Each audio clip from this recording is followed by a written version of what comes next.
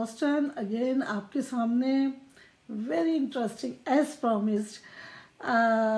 शायद बहुत कम लोगों से आपने इस तरह की कोई बात लाइव सुनी हो या फुल एपिसोड इस पर मुश्किल से मिलेगा। बहुत इंटरेस्टिंग टॉपिक है।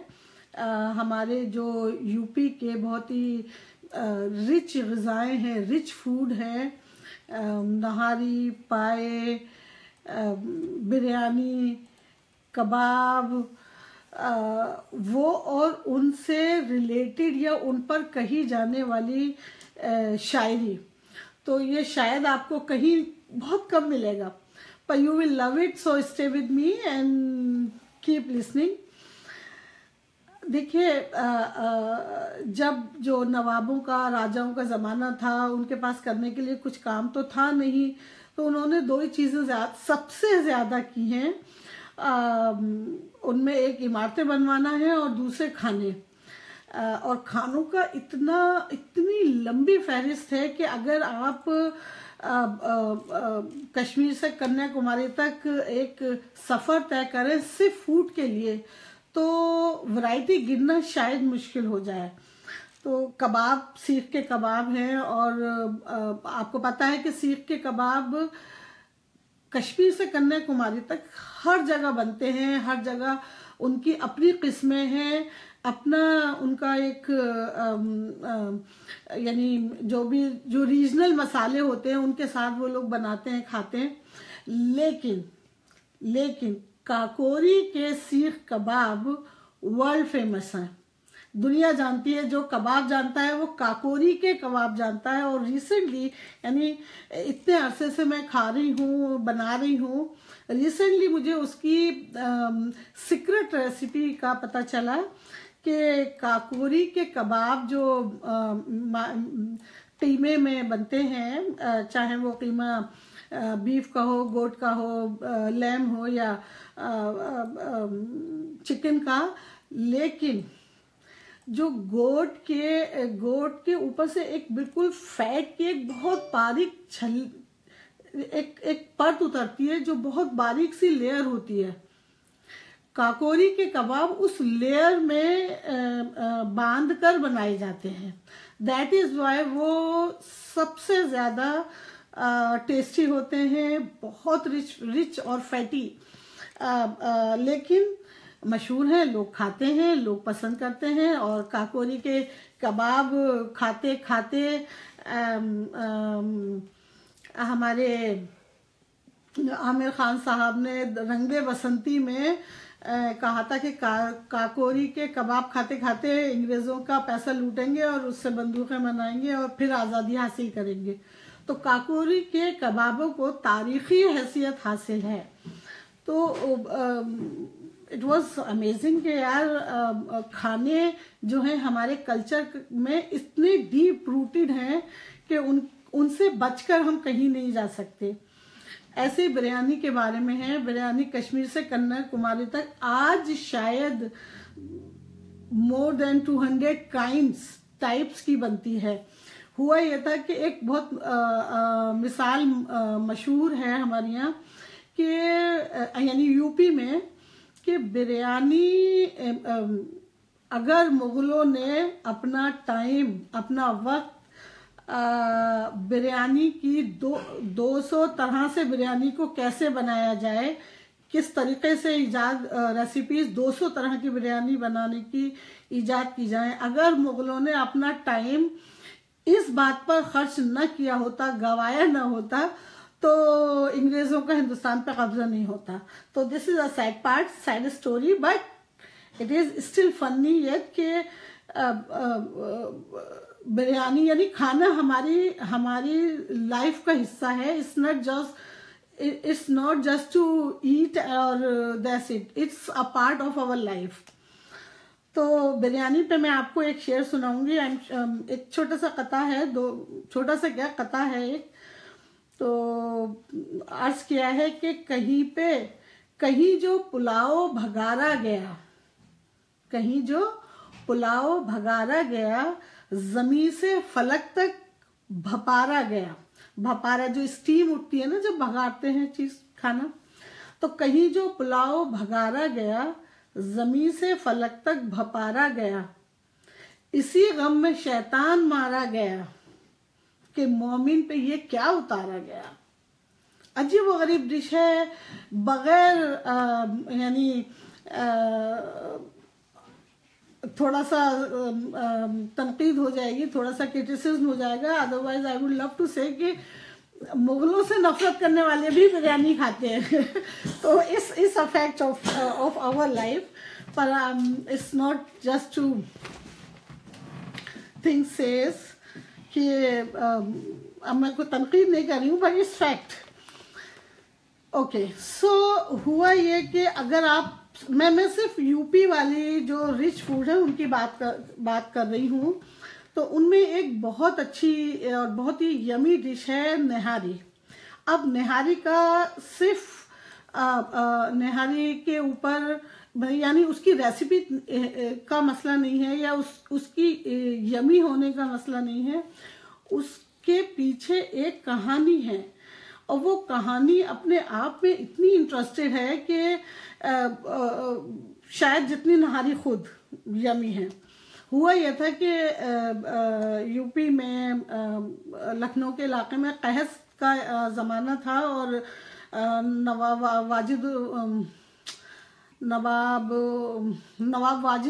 वाजिदुद्दौला थे उस वक्त, और वो चाहते थे कि किसी तरह से आसिफुद्दौला साहब चाहते थे कि जो गरीब कहत की वजह से भूखे हैं उनको कोई काम दिया जाए, और ताकि उससे वो कुछ पैसा कमा सकें, स्पेशली किसान मजदूर जो खेतीबाड़ी करते थे वो लोग, ताकि वो कुछ पैसा कमा सकें और अपने बच्चों को पेट भर सकें।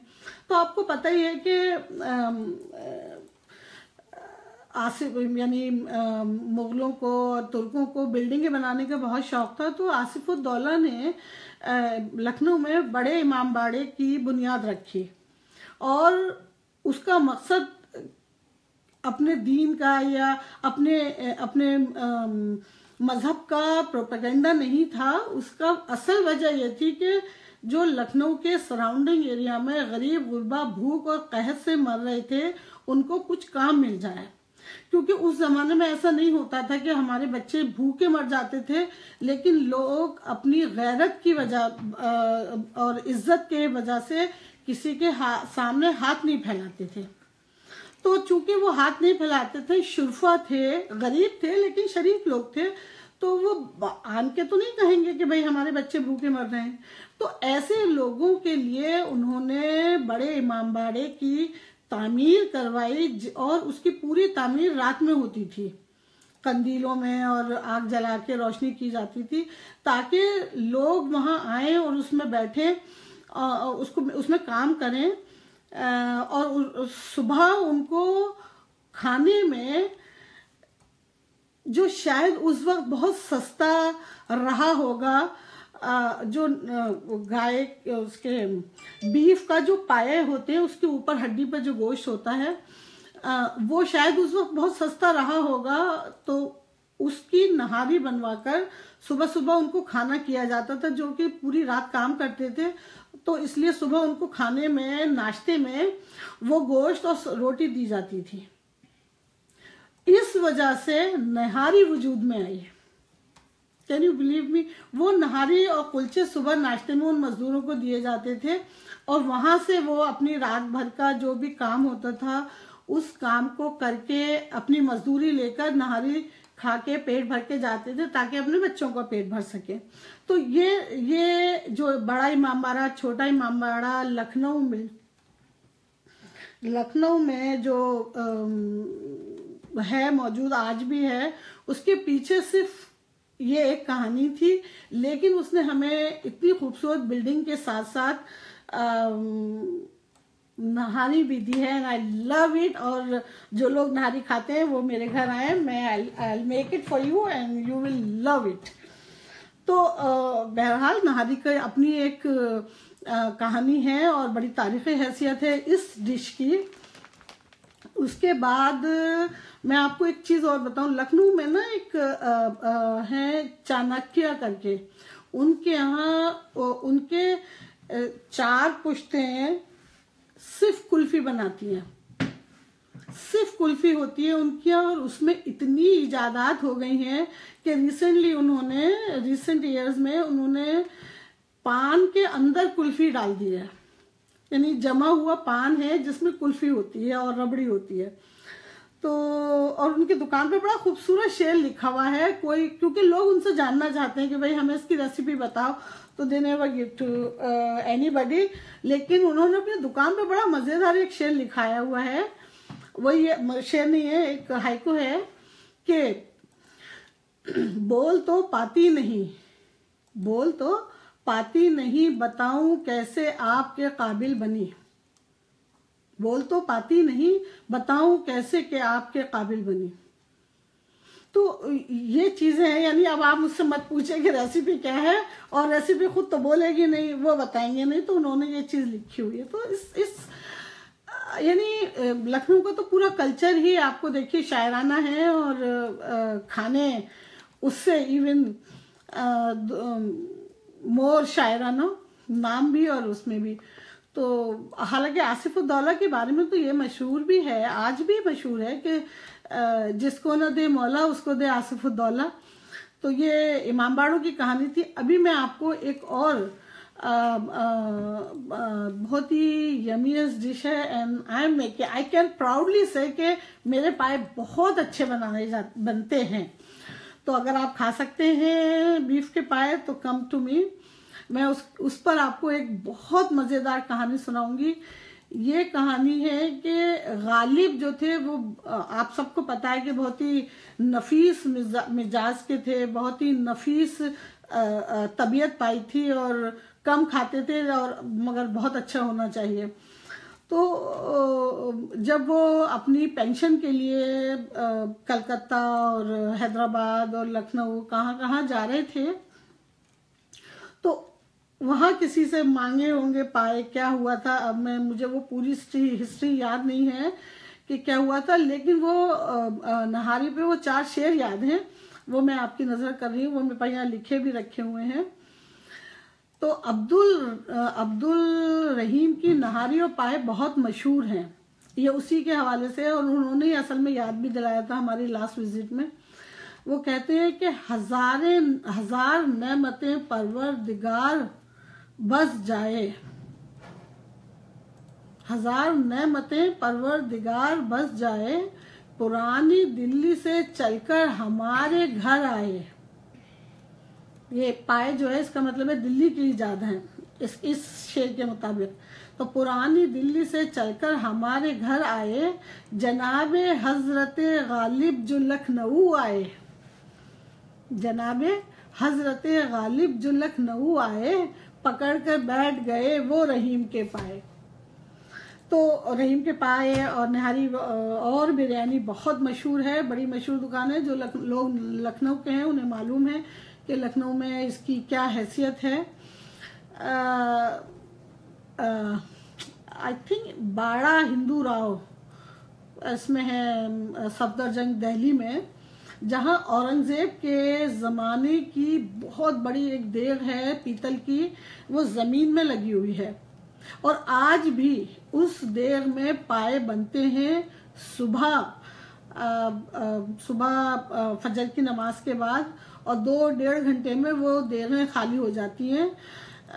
इतना क्राउड आता है उसको खाने के लिए, बहुत दूर दूर से लोग आते हैं। अगर आप खाने वाले हैं तो आप किसी दिन सुबह वहाँ पहुँच जाइए, and then you will love it. तो ये एक चीज़ थी। उसके बाद मैं आपको एक और बड़ी इंटरेस्टिंग कहानी बताने वाली हूँ।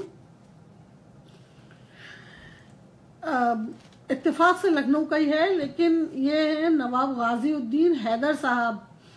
वो पता नहीं उनको क्या सूझी, उन्होंने लखनऊ में ये ऐलान किया कि मैं नान का या रोटी का कंपटीशन करूंगा, जो सबसे अच्छी रोटी पकाएगा, मैं उस नान भाई कहलाते थे जो लोग रोटी बनाते थे, उसको प्राइज मिला करेगा। तो ये कंपटीशन वो होता था, और उस कंपटीशन में कश्मीरी गेट पर कोई एक वो है यानी नान भाई थे जो रोटी बनाते थे, और उन्होंने कुलचा बनाया था, यानी शीरमाल और रोटी के बीच, नान के बीच की चीज जो थोड़ा मीठा होता है, डीप फ्राई होता है, और बहुत टेस्टी चीज है, बहुत खाने की चीज है वो उन्हें फर्स्ट प्राइज मिला था। तो उस दिन जब उन्होंने, यानी नवाब गाजीउद्दीन हैदर साहब ने जब उसको टेस्ट किया था, तो सिर्फ जो नान उनके पास आई थी उन्होंने सिर्फ एक लुकमा उसमें से लेके खा के चखा था और उसको प्राइज दिया था। तो उस दिन से लेकर, यानी मैं आपको ये बात बता रही हूँ, तकरीबन ये बात है और अबाउट 1840 और 1815 की, मोर देन 125 ईयर्स और मोर देन 100 ईयर्स।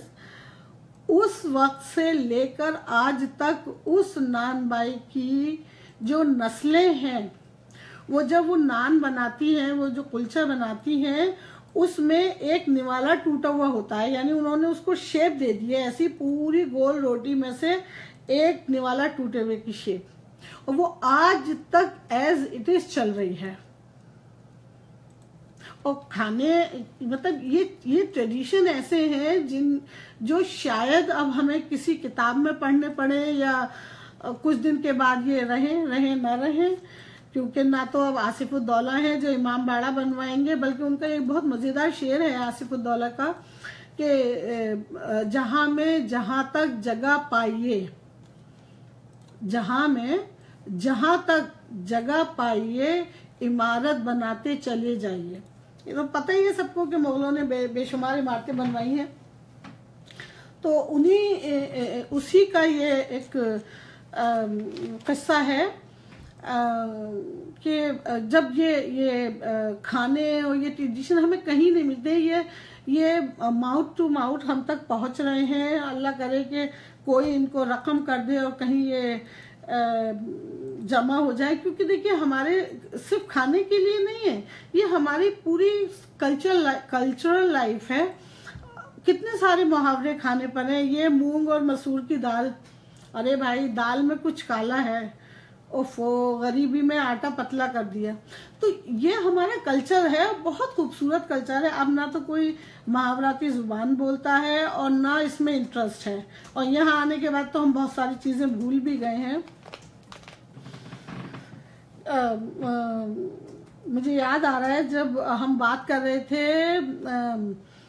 सीख कबाब की, उसके सीख कबाब के लिए मैं आपको एक शेर सुनाऊंगी, यू विल लव इट, कि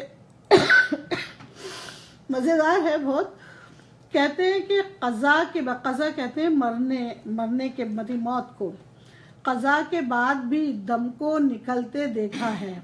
ये कज़ा आ गई तो दम निकल गया, आदमी खत्म हो गया। यहाँ कह रहे हैं कि कज़ा के बाद भी दम को निकलते देखा है, कबाब सीख को करवट बदलते देखा है। तो इट्स सो ब्यूटीफुल। इतने मज़ेदार चीज़ें हैं और बहुत सारी चीज़ें हैं जो हम इसके बारे में कह सकते हैं। मैं खाना खा चुकी हूँ, डिनर ले चुकी हूँ, मगर मुझे अभी कबाब खाने हैं सीख के, पर कहाँ से लाऊं, सीख के कबाब बनाने पड़ेंगे मेरे को। पर एनीवे, तो ये सारी चीज़ें जो है वो हमारे कल्चर का हिस्सा हैं, और आई डोंट थिंक इससे किसी को इनकार होगा या वो नहीं चाहेगा कि इनको बढ़ावा मिले या इनको सेव कर दिया जाए। This is our legacy. आजकल की भाग दौड़ की ज़िंदगी में हम बहुत सारी चीज़ें जो हमारे बाप दादा या हमारी पहले की जनरेशन से हम तक पहुंची हैं। मुझे याद आ रहा है मेरी नानी की शादी हो गई थी जल्दी, अर्ली शायद 9th या 10th में थी, जब नहीं 7th में थी, यस 7th में थी। तो उनके स्कूल में एक नए मैथ के टीचर आए थे और मेरी नानी बहुत खूबसूरत थी, बहुत, मतलब she died when she was about 80, 78, 90, और उस वक्त तक वो बहुत खूबसूरत थी, वो बहुत ही हसीन औरत। तो अब जाहिर है जब वो 9th या 7th 8th में रही होंगी तो उस वक्त यंग होंगी, कितनी खूबसूरत होंगी। तो वो मैथ के टीचर आए, उन्होंने देखा और उन्होंने एक लव लेटर मेरी नानी को लिख दिया। हम लोग सब आखिरी वक्त नानी को इस बात पर परेशान करते रहे थे। और वो फिर आपको पता है 80 साल पहले क्या हो, 70 साल पहले क्या होगा ज़माना। वो घर मेरी अम्मी मेरी नानी अपने अब्बा की बड़ी लाडली थी, उन्होंने लाके अब्बा को दे दिया कि मेरे टीचर ने ये दिया है मैथ के। और वो उन्होंने जाहिर है बच्चे को घर निकाल लिया, टीचर को स्कूल से निकाल दिया गया। फिर मेरी नानी की पढ़ाई ख़त्म हो गई उसके बाद, और फिर शादी भी हो गई। तो उस वक्त की जो ये सारे कल्चर थे, ये जो सारी चीज़ें थी, वो उनके ज़रिए हम तक पहुंची हैं। अब हमारे बाद कौन इसको लेकर आगे जाएगा। यहाँ इस तेज़ रफ्तार ज़िंदगी में हम बहुत सारी चीज़ें, बहुत सारी ब्यूटी जो हमारे साथ आई थी या हम जो जानते थे उसको खोते जा रहे हैं, भूलते जा रहे हैं। तो मेरा ये आप सबसे यही रिक्वेस्ट है कि जो कुछ भी आपके रीजनल इलाके की ब्यूटी है, इस तरह की डिफरेंट स्टेट के लोग यहाँ हैं। आई एम श्योर हैदराबाद के बेशुमार लोग हैं, मेरे अपने दोस्तों में काफ़ी लोग हैं, और वो जानते होंगे कि चार मीनार क्यों वजूद में आया। कुली कुतुब शाह ने शुक्रिया के तौर पर, थैंक्स टू नेचर, चार मीनार की तामीर कराई थी कि प्लेग फैला और उसने तमाम इलाके को मुतासिर किया, लेकिन हैदराबाद के इलाके में प्लेग नहीं फैला। तो जस्ट टू से थैंक यू टू नेचर, चार मीनार वजूद में आया, चार मीनार की तामीर हुई, और जो मजदूर गरीब थे उनको काम दिया गया। तो ये ऐसी हिस्ट्री है, ये ऐसी चीज़ें हैं जो नस्ल दर नस्ल बाय माउथ पहुंची हैं। और मैं चाहूँगी कि आप लोगों के अपने इलाके में, केरल ब्यूटीफुल स्टेट है, कश्मीर ब्यूटीफुल स्टेट है, आप अपने बच्चों को उसके बारे में ज़रूर बताएं कि वो जो फोक ज़िंदगी थी, जो फोक लाइफ थी आपकी, जो आपने अपनी नानी दादी से सुनी थी, उसको बताएं, ताकि आपके बच्चे उस जड़ से जुड़े रहें, उस पूरी खुशबू से, उस हिस्ट्री से जुड़े रहें जिसको पढ़कर या महसूस करके या जी कर हम बड़े हुए हैं। तो बस यही मेरा आज का है। I am sure you like it. आपको जैसा भी लगा मुझे बताइए, मैं इसको और बेहतर बनाने की कोशिश करूंगी, खाने पर और अशार अगर मिल सके, और आई एम श्योर कि बहुत सारी हिस्ट्री है इसकी, मैं कोशिश करूंगी उसको लेकर आऊँ। Till then keep warm, be happy, be healthy and good night. Love you all, bye.